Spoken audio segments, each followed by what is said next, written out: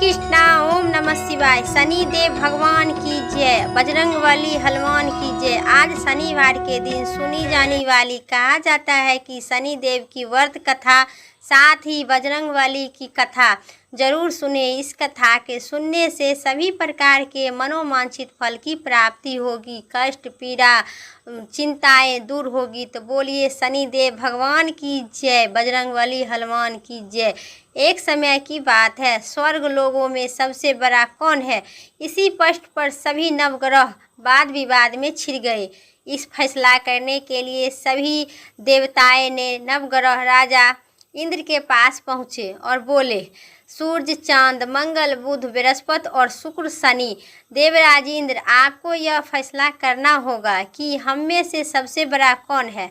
ये प्रश्न सुनकर देवराज इंद्र उलझन में पड़ गए और उन्होंने इस पर फैसला को लेकर असमर्थता जताते हुए कहे, नवग्रहों से कहे, आप पृथ्वी लोगों के पर जाइए। राजा विक्रमादित्य के पास वह सुझाव दिए और सभी नवग्रह लोग स्वर्ग लोगों से पृथ्वी के राजा विक्रमादित्य के दरबार में आ पहुँचे और राजा विक्रमादित्य ने अपने प्रश्न का जवाब पूछा, जिनको सुनकर देव विक्रमादित्य भी कुछ देर के लिए परेशान हो उठे, क्योंकि सभी नवग्रह अपनी अपनी शक्तियों के कारण महान थे।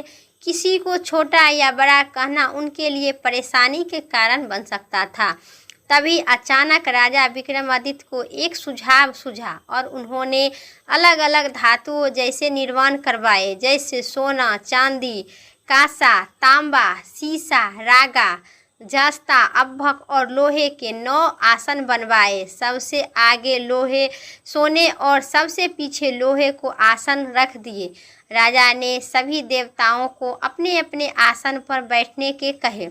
राजा विक्रमादित्य ने कहे, जो जिसका आसन होंगे वो ग्रहण करे, जिसका आसन पहले होगा वह सबसे बड़ा, जिसका आसन बाद में होगा वह सबसे छोटा होंगे।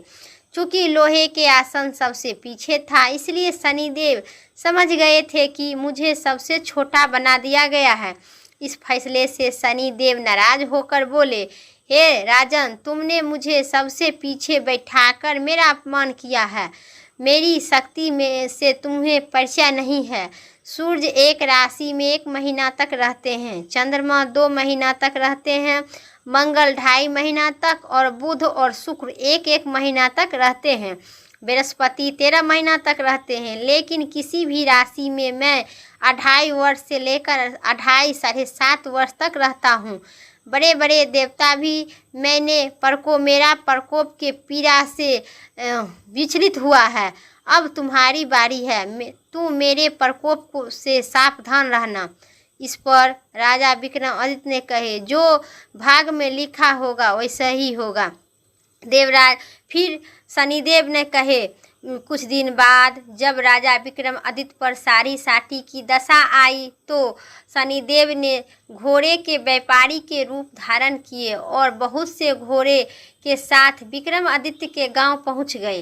राजा विक्रमादित्य ने उन घोड़ों को देखकर एक अपने लिए एक अच्छे से घोड़े की अपनी सवारी के लिए चुनकर उस पर चढ़ गए और बैठ गए।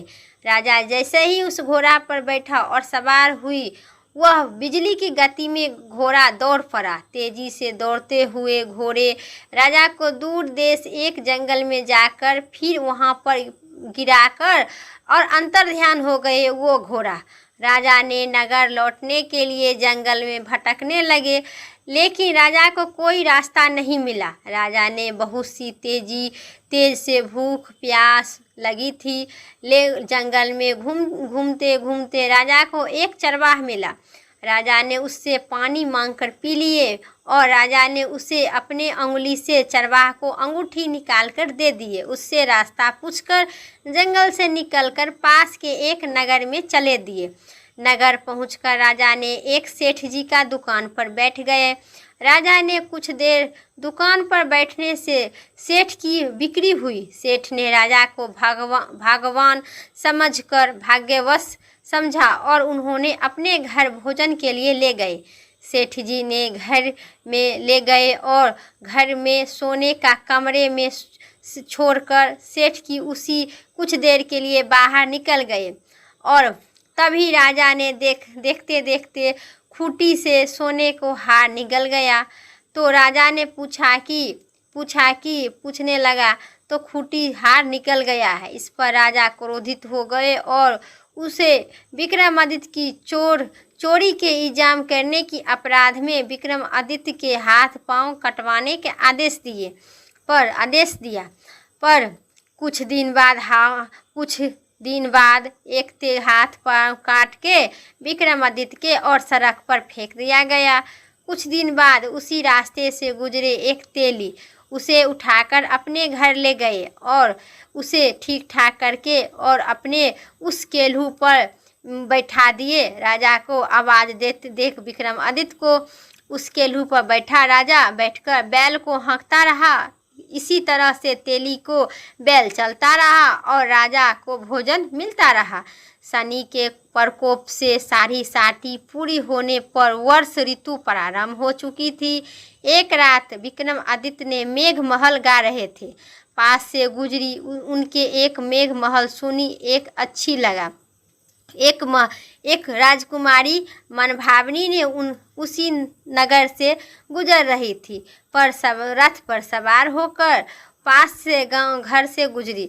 उन्होंने मेघ महल सुनी तो उन्हें बहुत ही अच्छा लगा। सुनकर प्रसन्नता मन से जिसके बाद राजकुमारी ने दासी को भेजकर गाने वाले को मेघ महल गाने वाले को बुलाने के आदेश दिए। दासी ने आकर उसे देखा तो अपंग देखे, लेकिन राजकुमारी उसके मेघ महल से मोहित हो गए थे। इसके बाद सब कुछ जानते हुए भी उन्हें अपंग लड़का से विवाह करने के लिए निश्चय किया। राजकुमारी ने अपने माता पिता से जब यह बात कही तो माता पिता भी हैरान हो उठी। उन्होंने राजकुमारी को बहुत ही समझाने की कोशिश की, लेकिन राजकुमारी ने जिद नहीं छोड़ी और अपना प्राण त्यागने की बात कही। आखिरकार राजा रानी ने बेबस होकर अपंग विक्रमादित्य से राजकुमारी का विवाह कर दिए। विवाह के बाद राजा विक्रमादित्य और राजकुमारी तेली के घर में आकर रहने लगे। एक रात राजा विक्रमादित्य राजकुमारी घर रहने लगे। एक रात स्वप्न में शनि देव ने राजा से कहा, राजा तुमने मेरा प्रकोप देख लिया, मैं तुम्हें अपने अपमान का दंड दिया हूँ। इस पर राजा ने शनिदेव से क्षमा मांगते हुए कहे, हे शनिदेव, आपने जितना दुख मुझे दिए हैं अन्य किसी मनुष्य को इतना दुख नहीं देना और मुझे माफ़ कर दीजिए। इस पर शनिदेव ने कहे, राजन, मैं तुम्हारी प्रार्थना से स्वीकार करती हूँ। जो स्त्री एवं पुरुष मेरी पूजा करेगा और कथा सुनेगा, जो नित्य यह मेरा ध्यान धरेगा, चिट्टी को आटा खिलाएगा, वह सभी प्रकार के कष्ट से मुक्त होगा और उनकी सभी मनोकामना मैं पूर्ण करूँगी। अगले दिन प्रातः काल राजा विक्रमादित्य की नींद खुली तो अपने हाथ पांव देखकर वह बहुत ही खुशी से बावली हो गए। उन्होंने मन ही मन शनिदेव को प्रणाम किए। राजकुमारी भी राजा को हाथ पांव सही सलामत देखकर आश्चर्यचकित में डूब गए। तब राजा ने विक्रमादित्य अपना परिचय देते हुए शनिदेव की प्रकोप की सारी कहानी सुनाई। इधर जब सेठ को इस बारे में पता चला तो वह दौड़ते हुए आए और राजा विक्रमादित्य के चरण में गिरकर क्षमा मांगने लगे। राजा विक्रमादित्य ने उसे क्षमा कर दिए, क्योंकि वह जानते थे कि यह सब शनि की प्रकोप से कारण हमें इतना दुख हुआ था।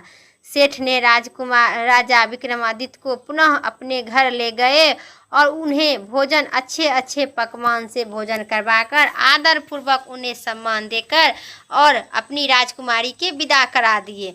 मनभावनी और विक्रमादित्य को राजा विक्रमादित्य और कुमारी मनभावनी ने सेठ की बेटी के साथ नगर आपस आए तो नगरवासियों ने हर्षोल्लास के साथ उनका स्वागत किया और अगले दिन राजा विक्रमादित्य ने पूरे राज्य में घोषणा करवा दिए कि जो शनिवार का दिन सबसे सर्वश्रेष्ठ ग्रहों में से सर्वश्रेष्ठ देवता शनिदेव है। प्रत्येक स्त्री एवं पुरुष शनिवार का व्रत करो और कथा सुनो, आवश्यक सुनो। शनि की सारी साटी टल जाएगी। उनको शनिवार का व्रत, इस कथा को श्रवण करने से सभी प्रकार के दुख पीड़ा दूर होगा, मनोवांछित फल की प्राप्ति होगा, निसंतानी को बांझपन छूटेगा, धन दौलत इत्यादि सभी प्रकार के दुख दूर होगा और मनोवांछित फल की प्राप्ति होगा। शनि देव महाराज की जय। मेरा कथा। एक समय की बात है, एक ब्राह्मण पूजा पाठ करने जा रहे थे। रास्ते में उसे शनि महाराज मिले। ब्राह्मण बोला, शनि महाराज आप कहाँ जा रहे हैं? तब शनि देव ने कहे कि राजा के सारी साटी लगाने जाते हैं, सुख शांति छीनने जाते हैं और सारी साटी लगाएंगे। ब्राह्मण बोला, अगर तुम राजा को सारी साटी लगाओगे तो सभी प्रजा दुखी रहने लगेंगे, इसलिए तुम मेरे लगाओ सारी साटी। तब शनि देव बोले, कितने साल के लगा दूँ? ब्राह्मण बोला, 7 साल के लगा दो, के नहीं तो 5 साल के, 2.5 साल के और नहीं तो 1.25 साल के। मुझे न जितना उठाने होगी तुम ऐसा ही करो कि तुम हमें 1.25 पहर के ही सारी साटी लगा दो।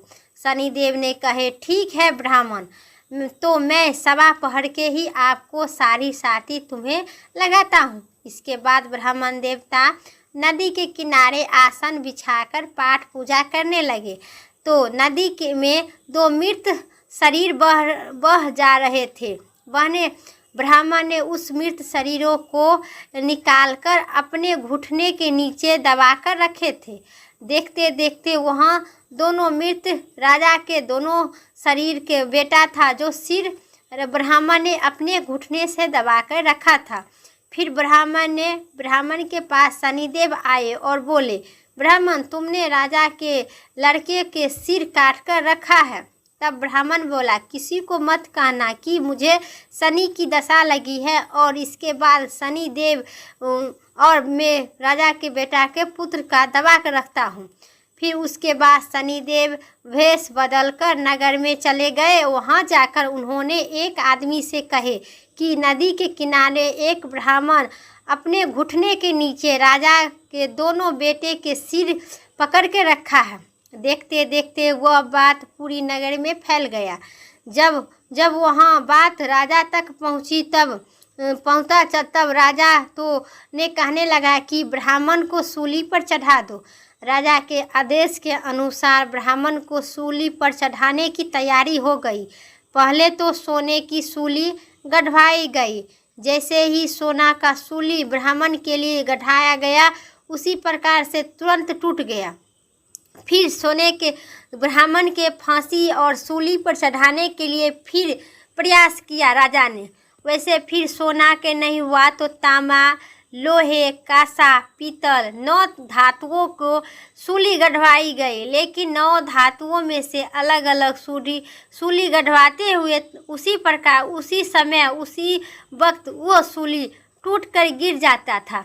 ब्राह्मण के वो सूली कुछ नहीं बिगाड़ सकता था, क्योंकि यह ब्राह्मण सच्चे हृदय से राजा के बलय, कष्ट और सारी साटी अपने शरीर के ऊपर रखा था। इसीलिए उसे वो सूली गढ़वाते हुए राजा को टूट जाता था। ब्राह्मण सूली पर चढ़ता नहीं था। इसी वजह से राजा आश्चर्यचकित और हैरान में पड़ गया। इस तरह उन्होंने सभी सूली जितना गढ़वाए वह सब टल गए पर टूट जाता था। इतना ही देर बाद 1.25 पहर पूरा हो गया। राजा के बेटे खेलते हंसते हुए दौड़ते हुए अपने घर आ गए। तब रानी बोली, महाराज, ब्राह्मण को सूली पर चढ़ा दिया होगा, आप वहां जाकर देखिए, नहीं तो हमें ब्राह्मण हत्या का भी पाप आपको या हमको लगेगा। जब राजा वहां पहुंचा तो उन्होंने देखा कि ब्राह्मण तो पूजा पाठ कर रहे हैं। तब राजा ने ब्राह्मण से पूछा, यह सब क्या आप कर रहे हैं? तब ब्राह्मण ने कहा, महाराज, मैं जा रहा था, रास्ते में मुझे शनि महाराज मिले। मैं उन्हें पूछने लगा कि शनिदेव आप कहाँ जा रहे हैं? उन्होंने कहा कि मैं राजा के, इस नगर के राजा के सारी साटी लगाने जाते हैं, सुख शांति और सभी छीनने जाते हैं, भंग करने जाते हैं। मैंने उन्हें कहा कि अगर तुम राजा के सारी साटी लगा दो तो सारी प्रजा दुखी रहने लगेंगे, इसलिए तुम मेरे लगाओ। तब शनिदेव ने बोले कितने साल के लगा दूं? मैंने कहा मुझे 7 साल के लगा दो, नहीं तो 5 साल के लगा दो, नहीं तो 2.5 साल के या 1.25 साल के, जितनी हमें उठाने को शक्ति और क्षमता हो उतना ही लगाना। इसलिए मैंने 1.25 पहर के ही सारी साटी लगाने के लिए मांगी थी। अब 1.25 पहर मुझे बीत गया है, शनि ने ऐसा ही रंग दिखाया है। तब राजा ने कहने लगा कि हे राजा ने कहा शनि की दशा से कैसे उतरूंगी? तब ब्राह्मण बोला महाराज, सोने चांदी का दान, तांबा का दान, लोहे का दान और पीतल का दान करने से शनि की दशा से राहत मिलती है। तब राजा ने हैरान होकर बोला, ब्राह्मण से पूछा राजा महाराज, आप साहूकार सोना चांदी के दान करेंगे, परंतु गरीब लोग कैसे करेगा? तब ब्राह्मण ने कहा कि शनिवार के दिन पीपल के वृक्ष में काला तिल और सरसों तेल के दीपक जलाओ, गुड़ की ढैली और काला तिल से जल अर्पित करो शनिवार के दिन, और सभी मनुष्य काला कपड़ा धारण करो। इसे प्रकार करने से शनि दशा से मुक्ति मिलेगी। 7 बार पीपल में जल चढ़ा दो और कहो कि 7 बार पीपल में जल चढ़ा दो तो सारी बला टल जाएगी, कष्ट पीड़ा दूर हो जाएगी। ब्राह्मण की बात सुनकर राजा ब्राह्मण का धन्यवाद करते हुए दंडपूर्वक प्रणाम किया और चला गया। फिर तो राजा की बात सुनकर राजा ब्राह्मण को धन्यवाद करते हुए चला गया। फिर तो राजा नियम रूप से शनिवार का तेल, गुड़ और काला तिल का जल चढ़ाया। समर्थ के अनुसार दान दक्षिणा इत्यादि करना शुरू कर दिया। सभी प्रकार के अपने राज्य में घोषणा करवाया कि ब्राह्मण के साथ साथ शनिवार के दिन सभी मनुष्य काला कपड़ा धारण करो, पीपल के वृक्ष में जल अर्पित करो, साथ ही जल के साथ गुड़ और तेल का दीपक जलाओ। इसी प्रकार से शनि की बला टल जाएगी। बोलिए शनिदेव महाराज की जय। अब सुनिए एक अन्य और कथा। हनुमान जी ने शनिदेव की कथा। एक बार शनिदेव ने अपनी शक्ति पर अपार घमंड हो गया था। शनिदेव को लगने लगा कि उनसे शक्तिशाली इस धरती पर कोई नहीं है। उनकी दृष्टि मात्र से ही व्यक्ति के जीवन उथल पुथल शुरू हो जाती है। शनिदेव ने इसी मद में चूर होकर ऐसे स्थान पर जा पहुँचे जहाँ हनुमान जी अपने प्रभु श्री राम के साधना में लीन थे। हनुमान जी पर जब पड़ी शनि की देव की दृष्टि, भगवान श्री राम की भक्ति में डूबे हनुमान जी को देख शनिदेव ने उन पर अपनी वक्त दृष्टि डाली, लेकिन कोई उन्हें प्रभाव नहीं हुआ। इससे क्रोधित होकर शनिदेव ने हनुमान जी को कहने लगे और ललकारते हुए कहा कि है वानरा, देखो कौन तुम्हारे सामने आया है। हनुमान जी ने शनिदेव पर कोई ध्यान नहीं दिए और अपनी भक्ति में लीन रहे। शनिदेव ने सभी प्रयास कर लिए, लेकिन हनुमान जी ने कोई प्रभाव नहीं पड़ा। तो शनिदेव की क्रोध 7वें आसमान पर पहुंच गया था। तनाव और गुस्से में आकर शनिदेव ने एक बार फिर प्रयास किए और कहे, ऐ बानर, आंखें खोलो, मैं शनिदेव तुम्हारी सुख शांति को नष्ट करने आई हूँ। इस संसार में ऐसा कोई नहीं है जो मेरा सामना कर सके। शनिदेव की यह भी विश्वास था कि ऐसा करने से हनुमान जी भयभीत हो जाएंगे और हमसे क्षमा मांगेंगे, लेकिन ऐसा कुछ भी नहीं हुआ। वह भी प्रयास विफल हो गया। हनुमान जी ने बहुत सहज और भाव से पूछने लगा कि महाराज आप कौन है। इस बात सुनकर शनिदेव की और भी क्रोध आ गया। शनिदेव ने हनुमान जी से बोलने लगा कि इसी समय तुम्हारी राशि में प्रवेश करने जा रही हूँ, तब समझ में आएगा मैं कौन हूँ। इस पर हनुमान जी ने कहे, ऐ शनिदेव, कहीं और चले जाइए, मैं अपने स्वामी की भक्ति और प्रभु की स्मरण करते हैं, विघ्न मत डालिए। शनिदेव ने हनुमान जी की यही बात कतई भी पसंद नहीं आई और हनुमान जी की भुजा पकड़ लिए और अपनी तरफ खींचने लगे। हनुमान जी को लगा कि जैसे उनकी भुजा किसी दहन कर लिया है, अंगारों में फेंक दिया है। उन्होंने तुरंत ही एक झटके में अपनी भुजा शनिदेव की पकड़ से छुड़ा लिए। इसके बाद शनिदेव ने विकराल रूप धारण किए, उनकी दूसरी बाह को पकड़ने की कोशिश किए तो हनुमान जी ने हल्का सा क्रोध आ गया और उन्होंने अपनी पूंछ में शनिदेव को लपेट लिए। शनिदेव को अहंकार और क्रोध तभी कम नहीं हुआ। शनिदेव ने हनुमान जी से बोले, तुम्हारे प्रिय श्री राम भी हमें कुछ नहीं करेंगे, कुछ भी नहीं बिगाड़ सकते हैं। इस पर हनुमान जी ने अत्यधिक क्रोध में आकर और अपने पीछे से पूंछ में लपेटकर शनिदेव के पहाड़ पर, वृक्ष पर उथल पुथल पटकने लगे और रगड़ने लगे। इससे शनिदेव की हालत और भी खराब हो गया। शनिदेव ने सभी देवताओं से मदद मांगने की गुहार की, हमें कोई मदद करो, रक्षा करो, लेकिन कोई देवता उनको मदद करने के लिए आगे नहीं बढ़े। अंत में शनिदेव अपनी गलती का एहसास हुआ और बोले, दया करो वानर राज, मुझे अपनी उदारता का फल मिल गया है, मुझे क्षमा करो, भविष्य में आपकी छाया से भी दूर रहूंगी। तब हनुमान जी ने बोली, मेरी छाया से नहीं, मेरे भक्तों को भी छाया से तुम्हें दूर रहना होगा, ऐसा ही वचन देगा तब छोड़ेंगे। शनिदेव ने हनुमान जी से ऐसा ही वचन दिया, इसलिए शनिदेव हनुमान जी की भक्त को परेशान नहीं करते हैं। शनिवार के दिन शनिवार का कथा जरूर पढ़ें और सुने और हनुमान जी की कथा, हनुमान चालीसा का पाठ जरूर करें। इससे शनि दोष, राहु केतु और किसी प्रकार का कोई कष्ट पीड़ा सभी से दूर रहेंगे। शनिदेव की असीम कृपा की प्राप्ति होगी और इस व्रत को, कथा को पालन करते हुए शनिवार के दिन सभी प्रकार के आप कथा, व्रत, शनि और हनुमान चालीसा के पाठ श्रद्धा हृदय के साथ पूजा अर्चना करें। भक्तों को जीवन में सुख, शांति और समृद्धि आएगी। हनुमान जी की कृपा सदा बने रहेगी। मेरा कथा इतना ही तक था। अब सुनिए क्षमा प्रार्थना। न हमें आवाहन जानते हैं शनिदेव के, न हमें विसर्जन जानते हैं हनुमान जी के, न पूजा करना जानते हैं। हे परम पिता परमेश्वर हनुमान जी और शनिदेव महाराज, मेरा कथा, व्रत कथा और कोई भी त्रुटि हो तो हमें कोटि कोटि अपराध को क्षमा करना। शनिदेव महाराज की जय। मेरा कथा और वीडियो इतना ही तक था। वीडियो अच्छी लगे तो लाइक करें, चैनल पर नए सब्सक्राइब करके कमेंट में शनिदेव भगवान की जय जरूर लिखें, हनुमान जी महाराज की जय जरूर लिखें।